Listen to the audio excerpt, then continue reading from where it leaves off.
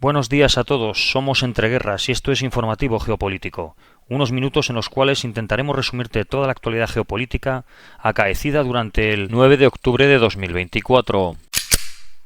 Las tropas rusas han intensificado los ataques en varias áreas de Ucrania, enfocándose en infraestructuras estratégicas y posiciones militares clave. Entre los objetivos alcanzados se encuentran la infraestructura portuaria de la región de Odessa, una planta de construcción de maquinaria en Kramatorsk y las posiciones del sistema de defensa aérea Patriot cerca de Dnipro. Estos ataques forman parte de la continua ofensiva rusa en el conflicto. Al mismo tiempo, las fuerzas ucranianas han lanzado una serie de ataques con drones contra regiones rusas, siendo uno de los más significativos el de Briansk, donde el 67º arsenal del Grau fue uno de los principales objetivos. Aunque las defensas rusas repelieron ataques en la región de Kursk, cerca de Lyubimovka, los informes de la liberación de la granja Prokopsky aún no se han confirmado completamente. En la dirección de Seversky no se han registrado cambios significativos en la línea de frente, con Grigorovka, Belgorovka y Viemka aún bajo control ucraniano. Sin embargo, en la dirección de Alexandro Kalinovsky, las fuerzas rusas han avanzado en su ofensiva contra las defensas ucranianas en Dzerzhinsk, ampliando su control sobre ciertas áreas de la ciudad, según imágenes de seguimiento objetivo.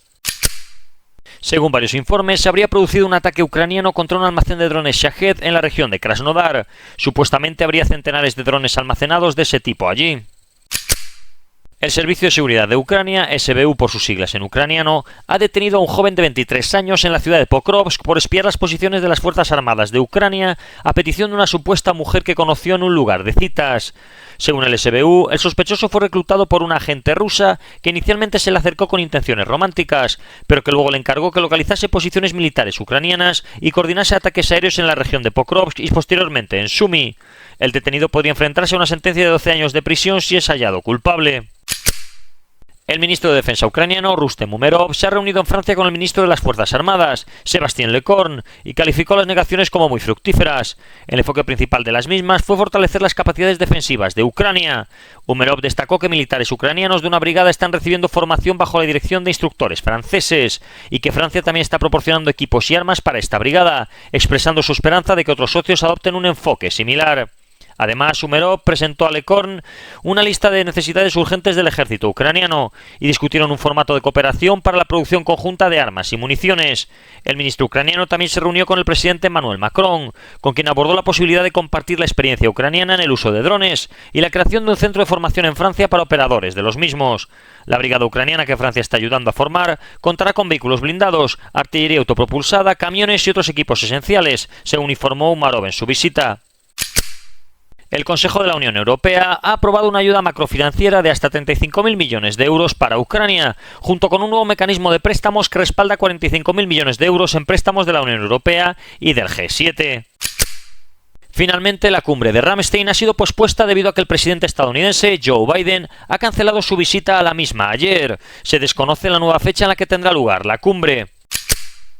En Oriente Próximo continúan los combates, con el ejército israelí denunciando que hasta 90 cohetes han sido lanzados en un ataque contra la zona de Safed, produciéndose varios impactos, incluyendo algunos en edificios, pero sin daños personales. Según la Fuerza Aérea israelí, han lanzado más de 1.100 ataques aéreos en el sur del Líbano desde finales de septiembre. Se cree que 4 combatientes palestinos han sido abatidos en la ciudad de Nablus a manos de un equipo de operaciones especiales israelí que se habría infiltrado en la localidad.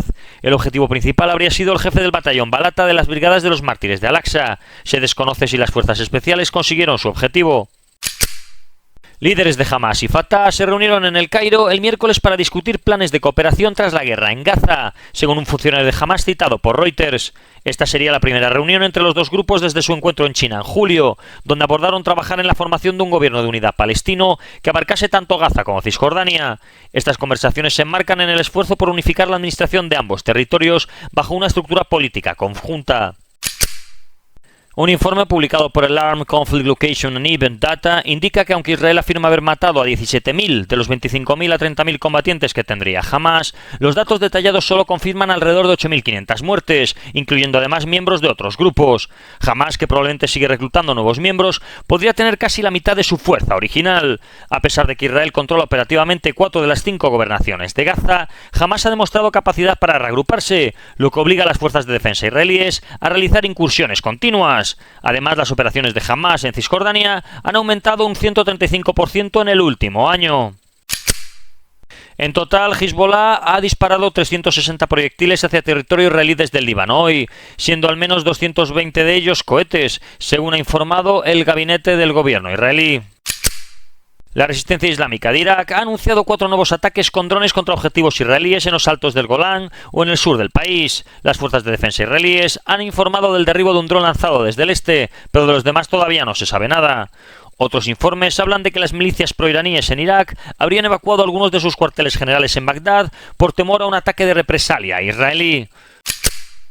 Según el Estado Mayor de la Defensa español, dicen que los militares desplegados en el Líbano continúan cumpliendo con sus cometidos en el sur del país. Trabajan en los búnkers y, cuando la situación lo permite, realizan las actividades esenciales para la misión de Naciones Unidas en territorio libanés. Según la agencia de noticias estatal saudí, el príncipe heredero de Arabia Saudita, Mohammed bin Salman, y el ministro de Asuntos Exteriores de Irán, Abbas Araqchi, discutieron en Riad los últimos acontecimientos dados en la región. Por su parte, la Casa Blanca ha vuelto a negar que Israel haya proporcionado detalles sobre posibles planes de ataque a Irán, mientras los medios estadounidenses informan de que Washington se ha visto sorprendido por las acciones militares de Israel en Gaza y en el Líbano. A pesar de estas declaraciones, el contexto reciente sugiere una coordinación en temas de seguridad. El comandante del CENTCOM estadounidense se reunió esta semana en Tel Aviv con altos líderes israelíes, y hoy el primer ministro Netanyahu habló durante 50 minutos con el presidente Joe Biden, justo un día después de que se aplazara el viaje del ministro de Defensa israelí, Yoav Gallant, a los Estados Unidos. Un informe del proyecto Costes de la Guerra de la Universidad de Brown ha revelado que Estados Unidos ha gastado más de 22.000 millones de dólares en operaciones militares y asistencia en Oriente Próximo durante el último año. Esta cifra incluiría al menos 17.900 millones de dólares de ayuda directa militar a Israel, la mayor cantidad con diferencia desde 1959, a lo que habría que sumar 4.860 millones de dólares en operaciones militares estadounidenses en la región, como la lucha en el Mar Rojo contra los hutíes. El informe advierte también que estas cifras son conservadoras y podrían no reflejar la totalidad real del gasto. En Europa, el jefe del MI5, Ken McCallum, advirtió que los agentes de la inteligencia militar rusa, el GRU, están llevando a cabo operaciones peligrosas como incendios y sabotajes en el Reino Unido y Europa, con el objetivo de generar un caos sostenido en respuesta al apoyo británico a Ucrania en su guerra contra Rusia. En su actualización anual, también reveló que el MI5 ha frustrado al menos 20 complots respaldados por Irán desde 2022, aunque sigue lidiando principalmente con amenazas de extremismo islamista y terrorismo de extrema derecha. McCallum advirtió que, debido al papel clave del Reino Unido en el apoyo a Ucrania, se deben esperar más agresiones en suelo británico. La presidenta de la Comisión Europea, Ursula von der Leyen, criticó duramente al primer ministro húngaro Viktor Orbán durante una sesión del Parlamento Europeo, acusándolo de acercarse a Vladimir Putin, permitir la interferencia extranjera de Rusia y China y de traicionar al pueblo húngaro. Von der Leyen cuestionó las decisiones de Orbán, comparando la situación con la invasión soviética de Hungría en 1956 y otras opresiones en Europa del Este. Además, condenó la reciente autorización de patrullas policiales chinas en Hungría y la relajación de visados para ciudadanos rusos, calificando ambas acciones como riesgos para la seguridad de la Unión Europea. Orbán, por su parte, muy sorprendido, respondió que la Comisión se estaba politizando demasiado y desviándose de su función de proteger los tratados y al pueblo europeo. El ministro de Defensa de Lituania, Laurynas Kasčiūnas, anunció el 9 de octubre que el país ha bloqueado y fortificado un puente sobre el río Nieman que conectaría Lituania con el enclave ruso de Kaliningrado. En una publicación en Facebook, Kasčiūnas explicó que se han colocado obstáculos en forma de dientes de dragón y que la estructura ha sido reforzada con vigas de hierro. Además, indicó que otros puentes que conducen a Kaliningrado también serán fortificados y algunos de ellos incluso podrían ser minados como parte de medidas de seguridad contra Rusia. El 8 de octubre, el primer ministro armenio Nikol Pashinyan y el presidente ruso Vladimir Putin acordaron que los guardias fronterizos rusos se retirarán del puesto de control entre Armenia e Irán a partir del 1 de enero de 2025. A partir de ese momento, los guardias fronterizos armenios asumirán el control total de este puesto y también colaborarán en la protección de la frontera con Turquía junto con las fuerzas rusas existentes. Este acuerdo es visto por expertos como un paso importante hacia la estabilización de la región tras años de tensiones. En Rusia, Ramzan Kadyrov, líder de Chechenia, criticó el endurecimiento de las leyes migratorias rusas en una publicación en redes sociales, calificando las medidas de repugnantes y advirtiendo que fomentar el odio hacia los inmigrantes empeorará la situación. Instó a las autoridades a abandonar enfoques medievales y a desarrollar soluciones específicas para abordar el problema. Kadyrov defendió que la mayoría de los inmigrantes son respetuosos con la ley y condenó la incitación deliberada de tensiones con países vecinos. Su comentario surge en un contexto de creciente sentimiento antiinmigrante en Rusia tras el ataque en marzo en el Crocus, que desató redadas y deportaciones masivas.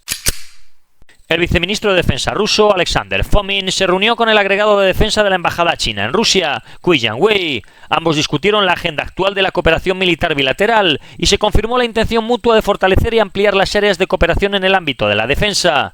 A la reunión asistió también el general de división Li Yuge, nombrado nuevo agregado de defensa en la embajada de la República Popular China de la Federación Rusa.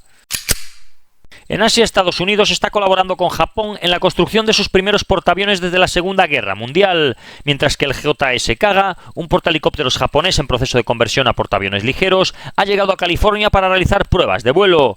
El Kaga, de la clase Izumo, fue captado por una cámara en San Diego envuelto en la niebla y se preparará para vuelos de prueba con aviones F-35B, que incluyen despegues cortos y aterrizajes verticales. Esta transformación se enmarca en las directrices de defensa japonesas aprobadas en 2018, que permiten la modificación de los destructores de clase Izumo para transportar aviones de combate furtivos F-35B de fabricación estadounidense.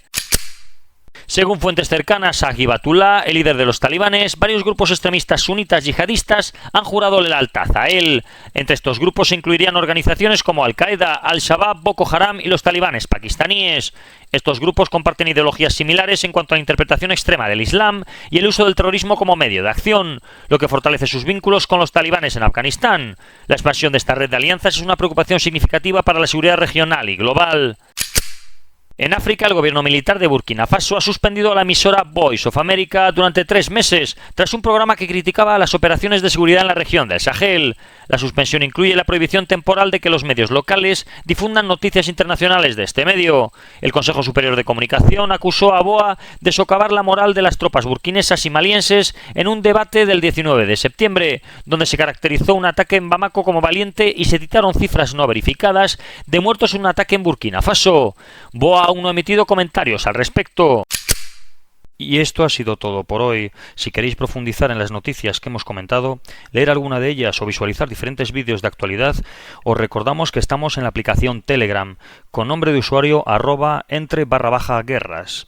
Que tengan un buen día y recuerden el main.